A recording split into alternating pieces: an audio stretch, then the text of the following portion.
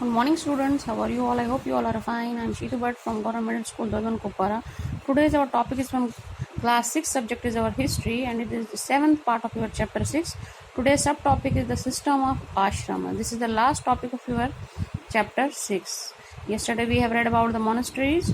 Monasteries कैसी होती थी, कहीं स्टेट्स में उनको गम्पास भी बोलते थे, जिसमें वो स्टे करते थे और जो है लर्निंग का बुद्धिज्म या जैनिज्म की जो लर्निंग से उनको सेपरेट करते थे.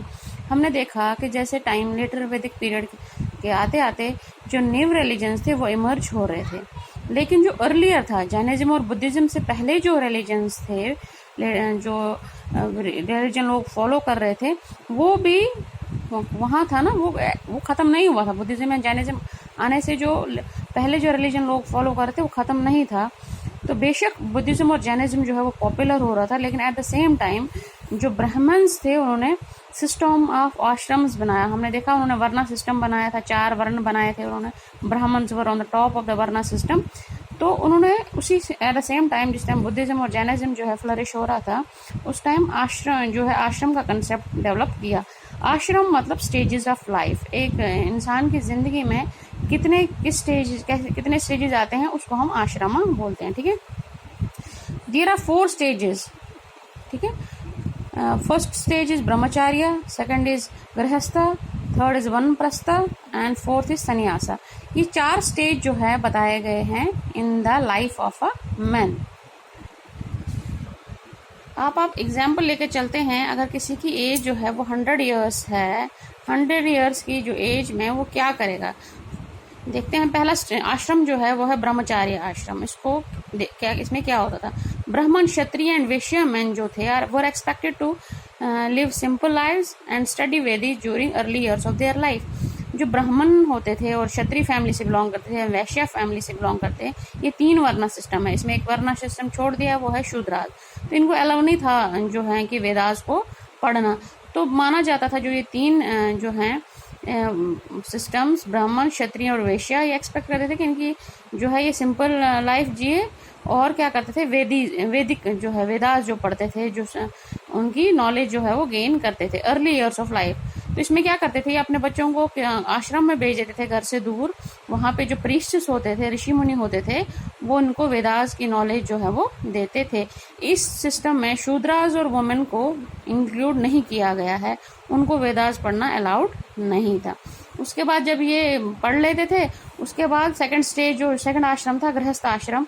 इसमें क्या किया जाता था, then they had to marry and live as householders. उसके बाद बोलते थे कि आपने नॉलेज सीख कर ली, आपने वेदास पढ़ लिया, आपके पास अब नॉलेज है, अब आपका सेकंड स्टेज जो आपको फॉलो करना वो है आप शादी करें और जो है एक नॉर्मल लाइफ जो है वो बिताएं अपनी फैमिली के साथ. थर्ड स्टेज आता था बच्चों फिर वनप्रस्थ जो है, इसमें बिलीव करते थे जब इनकी शादी हो गई, इनके बच्चे बड़े हो गए, इनकी रिस्पॉन्सिबिलिटीज जो है वो ख़त्म हो गई, उसके बाद ये माना जाता था कि उनको बोलते थे अब आप घर छोड़ दो, जंगल में चले जाओ और मेडिटेट करने की कोशिश करो, वहाँ मेडिटेशन करो. तो लास्ट वाला जो है वो है सन्यासीज मतलब give up everything. World things जितनी भी हैं, मटेरियल थिंग्स जितनी भी थी, फैमिली हो, किसी के साथ कोई अटैचमेंट नहीं. जैसे हमने देखा जैनिज्म और बुद्धिज्म में भी वो कहते थे जिनको जो है ट्रूथ ऑफ लाइफ जानना है वो अपना घर छोड़ दें सबसे पहले, और जो अपना सब कुछ जो है वो त्याग कर दे. अपनी कोई फैमिली नहीं है, कोई माँ बाप, किसी से प्यार नहीं है, कोई जो मटेरियल थिंग्स होती हैं कोई उनसे भी कोई कुछ नहीं लेना हमने. तो सिमिलरली थर्ड स्टेज जो लास्ट स्टेज है सन्यासा, इसमें क्या करते थे, खाली मेडिटेशन. इसमें अपनी फैमिली के साथ कोई इनका लिंक नहीं होता, सब कट ऑफ हो जाता था. तो ये हो गया सन्यासा. ये लास्ट स्टेज है इसका, मतलब लास्ट आश्रम है.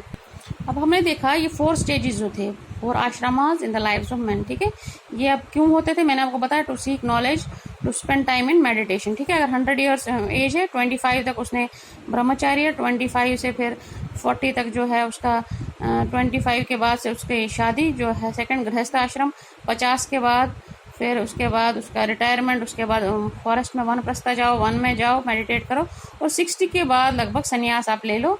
आप ओनली जो है कंसंट्रेट मेडिटेशन पे करो, आप गॉड के जो है ट्रूथ ऑफ लाइफ है वो जानने की कोशिश करो. Women were not allowed to study the Vedas and they have to follow the ashram chosen by their husbands. Women हमने देखा पहले भी वुमेन और शूद्रा को जो है ये अलाउ नहीं करते थे. अब जो वुमेन है जो है वो बाद में शादी के बाद, जब उसकी शादी हो जाती थी उसके बाद जो भी जो आश्रम उसका हस्बैंड फॉलो करता था उसमें उसको भी फॉलो करना पड़ता था। जैसे गृहस्थ है तो गृहस्थ में है, वनप्रस्थ है उसके जो जैसे हस्बैंड उसके जो आश्रम जो फॉलो करते थे, सिमिलरली वुमेन को भी करना पड़ता था। तो ये था हमारा जो है द स्टेजेस ऑफ लाइफ या द आश्रम ऑफ लाइफ, जो एक मैन के उसमें लाइफ में होते थे। ये डिसाइड किया गया था, सिस्टम जो डेवलप किया गया था ये ब्राह्मण्स ने किया गया था, जो वर्ना सिस्टम के टॉप पर होते हैं। ठीक है, यहाँ पर आपका ये चैप्टर कंप्लीट होता है। Stay home, stay safe, thank you.